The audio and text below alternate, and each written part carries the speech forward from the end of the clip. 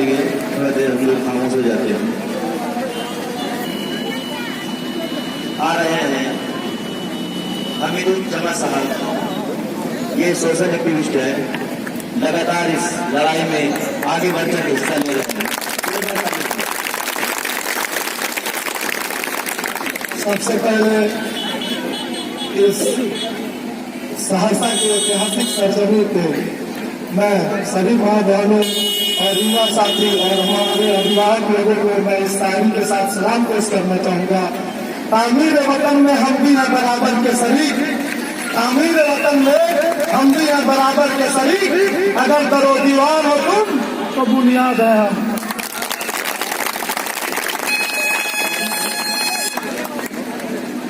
सबसे पहले तो मुझे हंसी आ रही है कि सहरसा की लाइट पलटू चाचा की तरह हो गई, बार बार आती है और बार बार जाती है। जैसे पलटू चाचा बोलते हैं कि एनआरसी हम लागू नहीं करेंगे, लेकिन एनपीआर का नोटिफिकेशन पूरे भारतवर्ष में सबसे पहले देते हैं। ये पलटू चाचा की तरफ सहरसा की लाइट भी हो गई है। मैं अपनी बात अब शुरू करूंगा। यहाँ मेरे साथ जो लोग आए हैं चल के, इसमें इस लड़ाई में बहुत ही बिहार में सबसे अहम भूमिका निभाने वाले मेरे बड़े भाई मोहम्मद महताब आलम, हसन साहब महताब आलम के बारे में मैं ये बता दूं आप लोगों को कि ये वो इंसान है जो बिहार में जब ये काला कानून का चर्चा चला तो सबसे पहले रोड पे उतरने का काम किए, और इनके अगुवाई में इनके पीछे पीछे बिहार में सबसे पहले हम लोग उतरे। अगर किसी इंसान को इस मामले में सबसे ज्यादा केस हुआ है तो यही वो महताब आलम है। इनके ऊपर एक दिन में 24 मामले दर्ज हुए। ये पलटू चाचा की पुलिस में एक दिन में 24 FIR की। ये इंसान अभी हमारे साथ है, हमारे पीछे बैठे हैं, ये भी मुखातिब होंगे आप लोगों के साथ। और एक हमारे भाई अलीगढ़ से ताल्लुक रखते हैं लेकिन जयनगर मधुबनी के रहने वाले हैं हसन हक साहब, ये पूरे हिंदुस्तान में इस मसले पे लड़ रहे हैं। और आप लोगों की तारीफ को मैं करा दिया, अब अपनी बात रखता हूँ आप लोगों के बीच में। ये जो एनआरसी, एनपीआर और सीए, आप लोगों के बीच में तो बहुत सारे वक्ता आए होंगे, आप लोग जान ही गए होंगे ये क्या है। आप लोगों का जो बेदारी है वो देख के हम तो बहुत खुश हुए।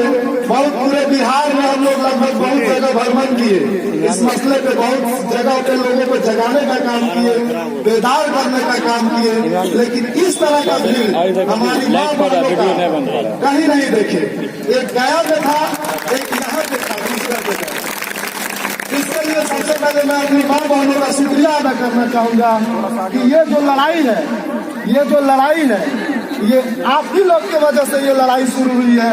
सबसे पहले दिल्ली में शाहीन बाग की माँ और बहनों ने ये लड़ाई छेड़ी, इसके बाद पूरे भारतवर्ष में एक शाहीन बाग से हजारों शाहीन बाग तैयार हुए। मैं बचपन में सुना करता था, हमारी दादी सुनाया करती थी कि जब जब देश को जरूरत पड़ा है हमारी माँ बहनों ने हमारे भाइयों के कंधों से कंधा मिला के लड़ाई लड़ने का काम किया। आज मैंने देख लिया कि सहरसा की माँ बहनों ने भी अपने आंचल को परचम बढ़ाने का काम किया। इसके लिए आपको मैं तहे दिल से शुक्रिया अदा करना चाहूंगा कि आप इस लड़ाई को बड़ी मजबूती से लड़ रहे हैं। और मैं इस बिहार प्रदेश में रहता हूँ, इसलिए बिहार प्रदेश की ज्यादातर बात करूंगा। ये जो हमारे पलटू चाचा है माननीय नीतीश कुमार जी, ये बोलते हैं एनआरसी लागू नहीं करूंगा लेकिन एनपीआर का नोटिफिकेशन देते हैं। तो हम आप सभी लोगों से सबसे पहले ये गुजारिश करना चाहेंगे कि नीतीश कुमार जी को एहसास कराना होगा। हम लोग बहुत दिन से धरना दे रहे हैं और बहुत साइलेंट वे में अपने धरने को बहुत लीगल तरीके से धरने को चला रहे हैं। अब जब हमारी बात सरकार नहीं सुनेगी तो हम क्या करेंगे?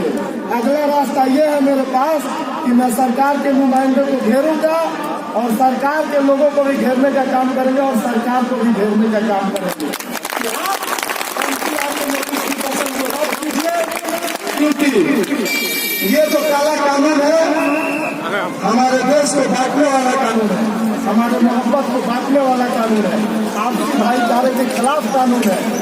इससे ये सिर्फ मुसलमानों के खिलाफ कानून नहीं है, इससे तो बहुत पूरे भारत के फेडरल स्ट्रक्चर पे असर पड़ेगा। सबसे ज्यादा ये जो कानून का असर होगा ये बहुजन समाज पे होगा। और इस भारतवर्ष में बहुजन समाज बहुसंख्यक आबादी है बहुजन समाज की। तो ये जो आप देख रहे हैं एनआरसी एनपीआरसी का मायाजाल, ये कुछ और नहीं है। अमित शाह जी समझ गए हैं कि अब ईवीएम वाला खेल नहीं चलेगा। भारत का आम आवाम संविधान प्रेमी आवाम जग गया है, इसलिए ये एनआरसी और एनपीआर और सीए का माया जाल रहे हैं कि कम से कम इसी बहाने एनआरसी और सीए तो ये देने वाला है सिटीजनशिप, एनपीआर के थ्रू लोगों को बहुसंख्यक आबादी को वोटों से मतदान से दूर रखेंगे, वोटों का अधिकार छीनेंगे और फिर से सत्ता पे काबिज होने का ये नया ड्रामा है। आप जान जाइए, क्योंकि जो ये अमित शाह है ये चुनाव के इंजीनियर हैं, चुनाव जिताने के लिए स्पेशल जाने जाते हैं। अभी हम इनको गृह मंत्री नहीं मानते हैं, अपने देश के गृह मंत्री हैं ये, इनको हम नहीं मानते हैं। बताते हैं कैसे, आप सोचिएगा खुद। आपके घर के अगर मालिक है तो हम बच्चा है मानिए, 2 दिन के लिए कहीं घर से निकल जाते हैं तो मेरे गार्जियन एक दिन परेशान नहीं होंगे, लेकिन दूसरे दिन तो जरूर पता करेंगे कि बेटा मेरा कहाँ है, कहाँ बैठा है, क्या परेशानी है, क्यों घर से बाहर। लेकिन इस देश की बहुसंख्यक आबादी वाले लोग सड़क नुक्कड़ गली में धरने पे इतने दिनों से बैठे हैं, लेकिन इस देश का जो गार्जियन है इसके कान पे जू नहीं रेंग रहा है। वो अपने जनता के पास ये जाके नहीं पूछ रहा है कि आप क्यों इतने दिनों से रोड पे बैठे हैं, सड़क पे बैठे हैं, क्या परेशानी है, इस कानून से क्या दिक्कत है। अभी तक इन्होंने या सरकार का कोई भी नुमाइंदा जनता के बीच में नहीं गया है और जनता से नहीं पूछा है कि क्या परेशानी है। तो बताइए, एक गार्जियन का ये काम है क्या? गार्जियन अगर वो सही मानने में रहते तो जनता के बीच में जाते कि नहीं? अगर ये हमको अपनी जनता नहीं मानते हैं तो हम इनको अपना गार्जियन कैसे माने? आप बताइए। सारी बोलना चाहिए इसी बीच में, सारी कोशिश है कि ये सूरत बदलनी चाहिए, हो कहीं भी आग तो ये आग जलनी चाहिए, तेरे सीने में नहीं तो मेरे सीने में सही, हो कहीं भी आग तो ये आग जलनी चाहिए। ये जो है अमित शाह जी, ये अभी चुनाव प्रचार कर रहे थे दिल्ली में, तो बोलते हैं कि ऐसा बटन दबाइए कि शाहीन बाग में करंट लगे। लेकिन इनको सही मानों में शाहीन बाग की हमारी माँ बहनों और दादियों ने ऐसा बटन दबा दिया है कि इनको करंट से ये तिल मिला गया है, इसीलिए इस तरह का उल्टा सीधा बात बोल रहे हैं। और ये जो बात है, हम सबसे पहले कहेंगे इस देश को एक भारत का आम आवाम और संविधान प्रेमी होने के नाते भारत सरकार को एक सलाह देना चाहेंगे कि इस देश में अगर रजिस्टर ही बनाना था तो बेरोजगारी की रजिस्टर बनाते, हमारी महिला के जितनी शिकार है शोषण की उसका रजिस्टर बनाते, चिकित्सा में जो कमी है उसका रजिस्टर बनाते। लेकिन इनको इंदिरा फिक्र इसका फिक्र नहीं है। जिस वोट से ये सरकार में बने हैं इसी वोट के लिए अब संदेह कर रहे हैं। आप बताइए, जब ये जनता को अपने वोटरों को जनता नहीं मान रहे हैं तो हम इनको सरकार मानेंगे क्या? इनको सरकार में रहने का हक है। जब हमारे वोट से ये सरकार में है और हम ही से प्रमाण मांग रहे हैं, भारतीयता का प्रमाण मांग रहे हैं, तो हम इनको सरकार रहने का हक देंगे?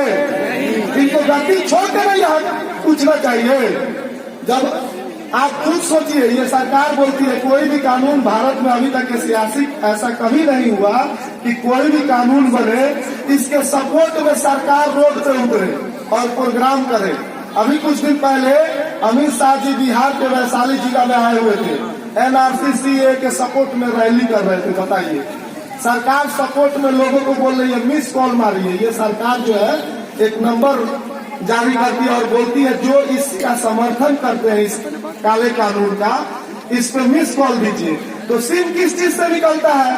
आधार card, PAN card, driving licence, ration card, passport, इससे सिम निकलता है। और इससे ये मिस कॉल मार देगा जो बंदा ये समर्थन में है, ये सही है, ये भारतीय है सही में, किसके नजरिए से। लेकिन इसी कागज को, इसी डॉक्यूमेंट को ये एनआरसी में नहीं मान रहे हैं, बोल रहे हैं ये प्रमाण नहीं है। सब देश, पूरा दुनिया आगे का सफर कर रहा है, डेवलप कर रहा है, 4G से 6G कर रहा है, तैयारी कर रहा है आगे का। लेकिन ये हमारे मोदी और शाह की जो जोड़ी है, ये हमारे देश को 71 साल 100 साल पीछे धकेल रही है। ये आप पुराना कागज लाइए, खोजिए, आगे की बात मत करिए, अपने बाप दादाओं का कागज खोजिए, तभी आप भारतीय हैं, नहीं तो आप भारतीय नहीं है। बताइए ये कैसी सरकार है? इसीलिए हम बोलते हैं ये सरकार ही संदेहास्पद सरकार है। ये सरकार को हम सरकार नहीं मानते जब ये हमको अपना जनता नहीं मानता। तो अब अपनी बात को हम खत्म करना चाहेंगे कि क्योंकि मेरे साथ जो लोग हैं ये पूरे इस लड़ाई को बहुत ही शुरुआती दौर से लड़े हैं और इसके लड़ाई के लड़ने का फल भी इनको ही पलटू चाचा के सिपाही हैं, पलटू चाचा के जो प्रशासनिक लोग हैं, इसका सजा भी इनको मिला है। इसलिए ये कुछ ज्यादा ही आप लोगों को बताएंगे, इस शायरी के साथ अपनी बात को खत्म करेंगे। मुसलसल जुल्म की बाजी न तुम खेलो तो बेहतर है, मुसलसल जुल्म की बाजी न तुम खेलो तो बेहतर है, खिलाफत आग जैसी है जलाकर राख कर।